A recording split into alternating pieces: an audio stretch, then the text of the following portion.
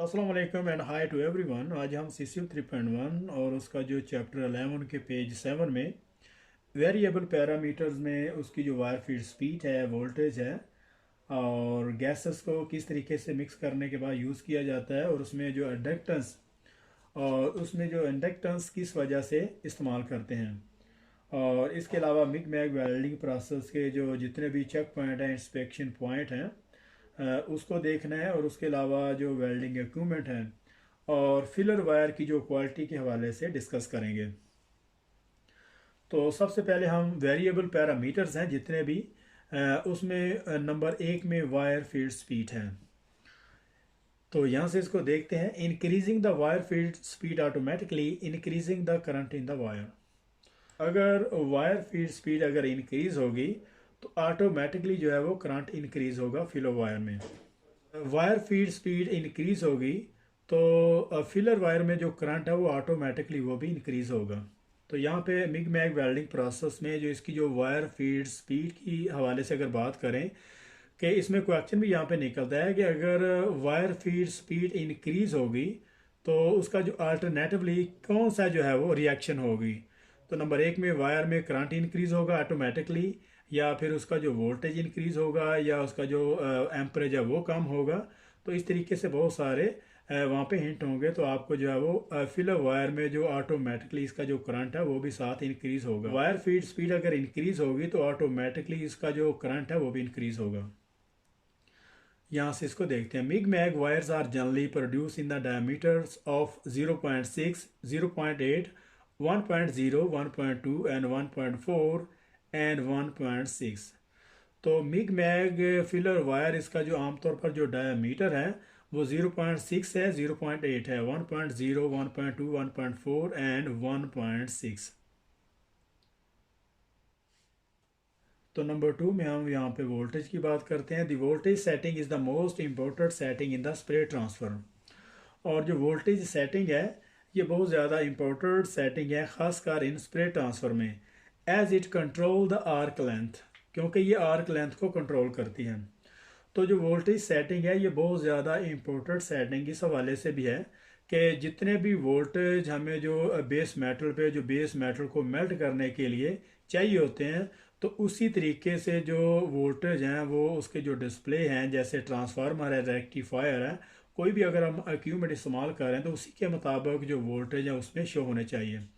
अगर base metal पे जो यूज़ हो रहे हैं वो डिफरेंट हैं और ट्रांसफार्मर है, रेक्टिफायर है, जो भी हम अगर इक्विपमेंट इस्तेमाल कर रहे हैं उस पर अगर डिफरेंट है तो मतलब वोल्टेज में ख़राबी है। तो उसको फिर हम क्या करेंगे, तो वोल्टेज को क्वारंटाइन कर देंगे। तो ये तकरीबन हर सीसी में बहुत ज़्यादा इम्पोर्टेंट जो है वो आंसर क्वेश्चन है इसका। तो जब भी अगर वोल्टेज ख़राब हो तो उसको क्या करेंगे, उसको रेक्टिफायर करेंगे, उसको स्टोर में फंकवा देंगे या फिर उसको जो है वो दोबारा से रिपेयर करेंगे।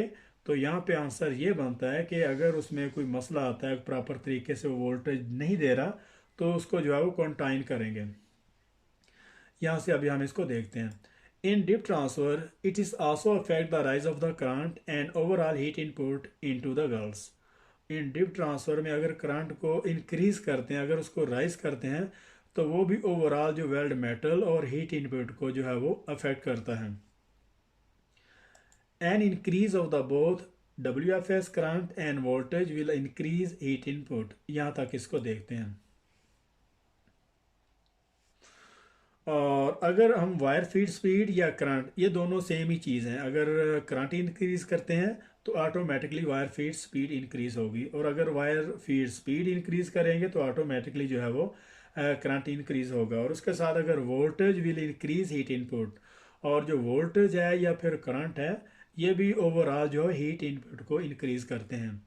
दी welding connection need to be checked for the soundness. और इसके अलावा जो वेल्डिंग के कनेक्शन है उनको जो है वो अच्छे तरीके से उनको साउंड होना चाहिए। The welding connection need to be check for the soundness. और इस चीज़ को चेक करना कि वेल्डिंग के जितने भी कनेक्शन हैं उनको साउंड होना चाहिए, जैसे वेल्डिंग केबल है या अर्थ क्लैंप वगैरह है, या फिर इसके अलावा इक्विपमेंट में जितने भी उसके जो इलेक्ट्रिकल हैं उनके जॉइंट को चेक करना।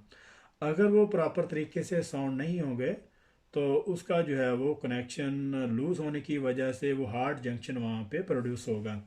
As any slab connection will give a hot junction. वो ये बात कर रहे हैं कि वहाँ से अगर उसके जो जॉइंट है, अगर कोई कनेक्शन है वो साउंड नहीं है, वो लूज है, तो वहाँ से हार्ड जो जंक्शन वहाँ पे प्रोड्यूस होगा। Where voltage will be lost from the circuit and will affect the characteristic of the welding are greatly। यहाँ तक इसको देखते हैं। और उसके जो कनेक्शन है वो लूज होने की वजह से उसमें हार्ड जंक्शन पैदा होगा, कि अगर कहीं से भी फॉर एग्जांपल अगर हमारी जो केबल लूज होती है, अगर उसका कोई ज्वाइंट है, अगर नेट बोल्ट वगैरह लूज होता है, तो आप देखते हैं कि उसका जो वहाँ पे हार्ड जंक्शन पैदा होता है। इसी तरीके से अगर कोई भी हमारा जो कनेक्शन है वो लूज होता है, तो वो वहाँ पे जो वोल्टेज है वो अफेक्ट होते हैं। Will be loss from the circuit, और उसके जो वोल्टेज है वो सर्किट जिसको हम केबल भी कहते हैं, वहाँ से उसके जो वोल्टेज है वो लॉस्ट होते हैं। Will affect the characteristic of the welding arc rarely. और अगर वोल्टेज लॉस्ट होंगे, अगर सर्किट या केबल से जो वोल्टेज है वो लॉस्ट होंगे, तो ऑटोमेटिकली उसकी जो आर्क लेंथ है उस पर भी बहुत ज़्यादा असर पड़ेगा। तो यहाँ पे वो यही कहना चाह रहा है कि अगर वेल्डिंग के जो कनेक्शन है वो साउंड नहीं है केबल्स के, मतलब उसकी जो अर्थ है, अर्थ क्लैंप वगैरह जहाँ पे हमने अर्थ लगाया हुआ है, या अगर हमने डबल केबल ज्वाइंट किया, अगर उसका जो बीच में अगर कोई कनेक्शन साउंड नहीं है, अगर वहाँ से कोई इस तरह का कोई मसला है, तो फिर क्या होगा कि वहाँ से जो वोल्टेज है वो सर्किट में लॉस होंगे। और वोल्टेज लॉस होने का डायरेक्ट मतलब यही बनता है उसकी जो आर्क लेंथ है वो डेफिनेटली वो डिस्टर्ब होगी। और अगर उसकी आर्क लेंथ डिस्टर्ब होगी तो फिर उसका जो वेल्ड की जो प्रॉपर्टी है उस पर असर पड़ेगा। मतलब वेल्डिंग करने के दौरान बहुत सारे जो एलिमेंट हैं इलेक्ट्रोड में, वो जब कंबस्चन होते हैं तो उस वक्त जो प्रॉब्लम आती है बेस मेटल को पिघलने के दौरान प्रॉब्लम आती है, और इसी तरीके से जो इलेक्ट्रोड्स हैं उन पे ओवरऑल जो है इफेक्ट होता है। The voltage setting will affect the type of the transfer achievable, but this is highly depending on the type of the gas being used। और ये जो वोल्टेज सेटिंग है ये टाइप ऑफ द ट्रांसफ़र पे बहुत ज़्यादा इफ़ेक्ट करती है। और लेकिन इससे ज़्यादा जो चीज़ ये देखने वाली कि ज़्यादातर जो डिपेंड करता है वो कि हम गैस कौन सी इस्तेमाल करते हैं। ये जो वोल्टेज सेटिंग है ये type of the matter transfer पे बहुत ज़्यादा रिलाई करती है। लेकिन इससे आगे उसने जो हाईलाइट यहाँ पे किया हुआ है कि हम type of the gas being कौन सी यूज़ कर रहे हैं। नंबर 3 में हम बात करते हैं गैसेस की। Carbon dioxide gas can not sustain pure transfer as ionisation potential of the gas is high. यहाँ तक इसको देखते हैं। ये जो कार्बन डाइऑक्साइड गैस है ये प्योर स्प्रे ट्रांसफ़र को जो है वो सस्टेन नहीं कर सकती, उसको मैनेज नहीं करती, क्योंकि इसका जो आयोनाइजेशन पोटेंशियल है वो गैस का बहुत ज़्यादा हाई है। Because of this and the voltage required to maintain any electric arc. यहाँ तक इसको देखते हैं। ये जो कार्बन डाइऑक्साइड गैस है ये प्योर स्प्रे ट्रांसफ़र को जो है वो अकोमोडेट नहीं कर सकती, क्योंकि इसका जो आयोनाइजेशन पोटेंशियल है गैस का, जैसे डेंसर है, इसका जो डीपर पेनिट्रेशन है, इस तरीके से इसका जो आयोनाइजेशन पोटेंशियल है वो भी एक इफेक्ट है, वो इस गैस का बहुत ज़्यादा हाई है, क्योंकि इसमें वोल्टेज रिक्वायर होता है आर्क को मेंटेन करने के लिए।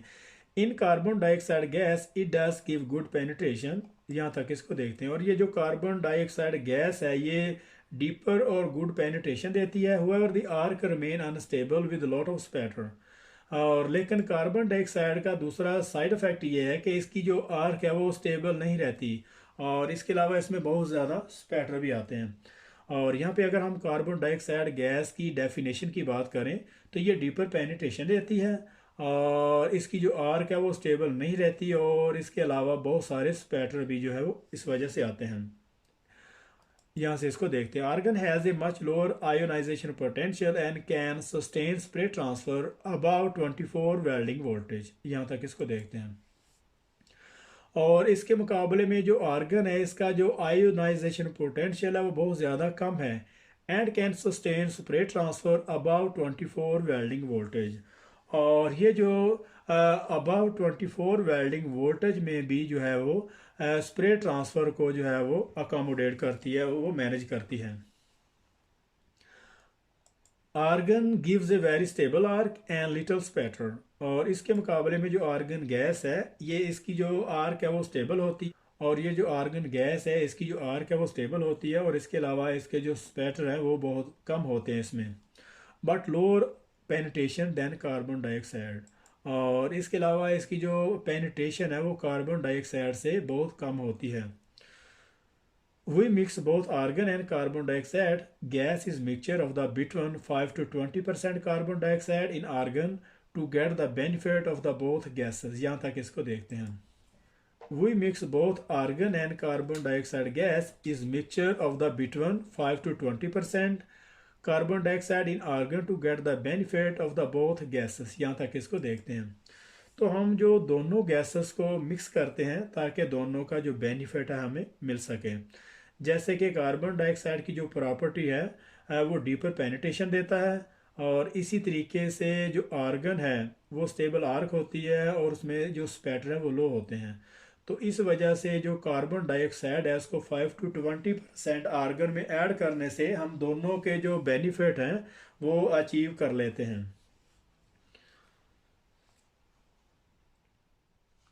Good penetration with a stable arc and very little spatter. और यहाँ से अभी हम इसको देखते हैं. Carbon dioxide gas is much cheaper than argon or its mixture. और ये जो कार्बन डाइऑक्साइड गैस है ये आर्गन से बहुत ज़्यादा सस्ती होती है. आर्गन और उसका जो मिक्सचर है उससे बहुत ज़्यादा सस्ती होती है.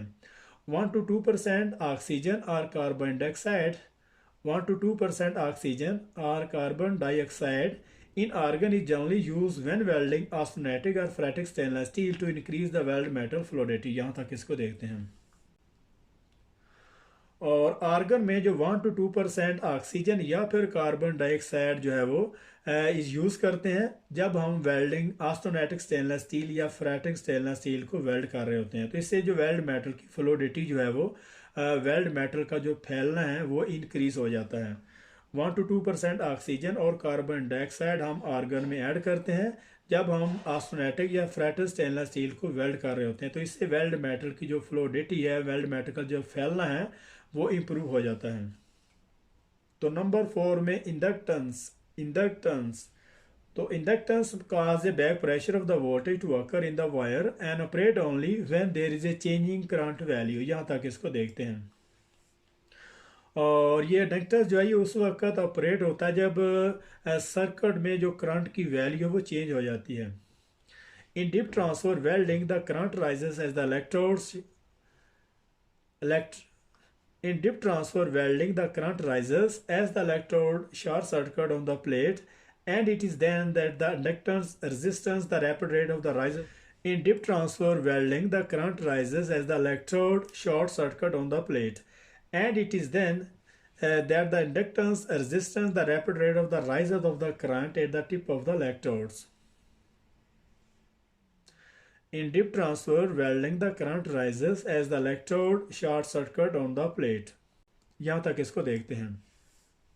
इन डिप ट्रांसफर में जब इलेक्ट्रोड शॉर्ट सर्किट होता है तो उस वक्त उसका जो करंट है बहुत ज़्यादा इलेक्ट्रोड की टिप पे हाई हो जाता है. And it is then that the inductance resistance the rapid rate of the rises of the current at the tip of the electrodes. और उस वक्त जो इंडक्टेंस है ये क्या करता है कि जो इलेक्ट्रोड की टिप पे जो बहुत ज़्यादा करंट है वो हाई हुआ होता है तो उसको जो है वो कंट्रोल करता है. This has a main effect in reducing the level of spatter. तो इंडक्टेंस का जो मेन बेनिफिट है वो वहाँ पे बहुत सारे जो लेवल पे जो इसके जो स्पैटर वहाँ पे होते हैं वो उनको रिड्यूस करता है. तो इंडक्टेंस का मेन बेनिफिट ये है कि वहाँ पे जो स्पैटर के लेवल को रिड्यूस करता है. तो ओवरऑल वो यहाँ पे ये कहना चाह रहा है कि जो इंडक्टेंस का मेन जो बेनिफिट ये है कि जब इलेक्ट्रोड्स डिप होता है, जब वेल्डिंग करने के दौरान जब इलेक्ट्रोड जो है वेल्ड पूल में डिप हो जाता है तो उस वक्त जो इंडक्टेंस है इसका जो EMO जो वो अलर्ट हो जाता है और उसका जो करंट है बहुत ज़्यादा हाई लेवल पे उसके जो वोल्टेज और करंट जो इलेक्ट्रोड की टिप पे आ जाते हैं और उसका जो इलेक्ट्रोड बिल्कुल एक जलने की कैफियत में आ जाता है. तो उस वक्त इंडक्टेंस इसको कंट्रोल करता है और इसके अलावा इसका जो मेन बेनिफिट है इसके जो स्पैटर है वो रिड्यूस हो जाते हैं. Imported inspection point check when MIG MAG welding process. तो इसके अलावा मिग मैग वेल्डिंग प्रोसेस में इसके जो इंस्पेक्शन पॉइंट है और उसके जो चेक हैं उनको चेक करना. तो उसके बाद उसके जो मिग मैग वेल्डिंग के जो चेक पॉइंट है जो इंस्पेक्शन पॉइंट में नंबर 1 में दी वेल्डिंग इक्विपमेंट है. A visual check should be made to ensure the welding equipment is in good condition. और इस चीज़ को चेक करना कि जो वेल्डिंग इक्विपमेंट है क्या वो अच्छी कंडीशन में है. तो नंबर 2 में the electrode wires. The diameter specification and the quality of the wire are the main inspection heading. और इसके अलावा जो इसकी जो डायमीटर है फिलर वायर का और स्पेसिफिकेशन है कि कौन सी कैटेगरी की कौन सी जो है वो बेस मेटल के लिए फिलर वायर है उसकी स्पेसिफिकेशन को चेक करना, और इसके अलावा इसका डायमीटर उसको चेक करना, और उसके अलावा उसकी जो स्पेसिफिकेशन है कि कौन से मटेरियल का है और उसकी जो क्वालिटी है वायर की उसको चेक करना, ये मेन इंस्पेक्शन हेडिंग है। और इसके अलावा the level of the deoxidation in the wire is also imported with normal single double and triple deoxidise wire being available for the most carbon steel, यहाँ तक इसको कार्बन मैग्नीज स्टील। तो filler wire में जो इसका जो level of oxidation है ये भी बहुत ज़्यादा इम्पोर्टेंट हेडिंग है इसकी। तो ये सिंगल डबल और ट्रिपल डीऑक्सीडाइज जो वाई फिलर वायर है वो कार्बन मैंगनीज स्टील में अवेलेबल हैं। The level of deoxidation is an important factor in minimising occurrence of the porosity in the welds. तो ये जो फिलर वायर में लेवल ऑफ ऑक्सीडेशन है ये बहुत ज़्यादा इम्पोर्टेंट फैक्टर है, क्योंकि ये वेल्ड मेटल में पोरोसिटी को मिनिमाइज करता है, इसको रिड्यूस करता है, कम करता है। While the quality of the copper coating, wire temper and windings are important in reducing wire feed problems, यहाँ तक इसको देखते हैं। और यहाँ पे अगर कॉपर कोटिंग, वायर टेम्पर या वाइंडिंग की अगर क्वालिटी की बात करें तो वो यहाँ पे कह रहा है कि ये बहुत ज़्यादा, क्योंकि ये कॉन्टैक्ट में वायर फीड की जो प्रॉब्लम्स हैं उसको रिड्यूस करता है। और इसके अलावा इसके बहुत सारे दूसरे भी बेनिफिशियल हैं, जैसे कि कॉपर कोटिंग है। अगर कार्बन स्टील पे कॉपर कोटिंग हुई है तो उसकी जो करंट की एफिशिएंसी, और उसके अलावा अगर हम कॉपर कोटिंग की बात करें तो कॉपर कोटिंग जो कार्बन स्टील की फिलर वायर में की जाती है के काफ़ी सारे बेनिफिट हैं। मतलब उसमें जो कॉन्टैक्ट टिप पे उसकी जो इलेक्ट्रोड की जो करंट की एफिशिएंसी है उसको भी इंक्रीज़ करता है, और उसके अलावा उसमें जो रस्ट है आ जाती जो फिलर वायर पे उसको भी कंट्रोल करता है। तो यहाँ पे लास्ट लाइन है यहाँ पे quality of the wire winding and increase cost. तो फिलर वायर की क्वालिटी के हवाले से उसमें जो वाइंडिंग जो है वो उसकी जो कास्टिंग इस तरीके से इंक्रीज होती है। जैसे नंबर ए में रैंडिंग वाउंड है, इसको फिलर वायर को जो वाउंड किया गया है तो ये लो क्वालिटी का और ये सस्ती जो है वो फिलर वायर है। और इसके अलावा नंबर बी में लेयर वाउंड है और ये थोड़ी एक्सपेंसिव है और ये अच्छी क्वालिटी की फिलर वायर को जो है वो वाउंड किया जाता है। इसी तरीके से नंबर 3 में प्रीसेशंस लेयर वाउंड है, तो ये सबसे महंगी और एक्सपेंसिव है, और ये जो है वो कॉस्टली भी ज़्यादा है, और इसकी जो क्वालिटी वाइज भी अगर बात करें तो इन दोनों में से अच्छी है। तो यहाँ पे हमारा जो 12.7 यहाँ पे ख़त्म हो रहा है। तो मिलते हैं नेक्स्ट पेज में, तब तक के लिए अल्लाह हाफिज़।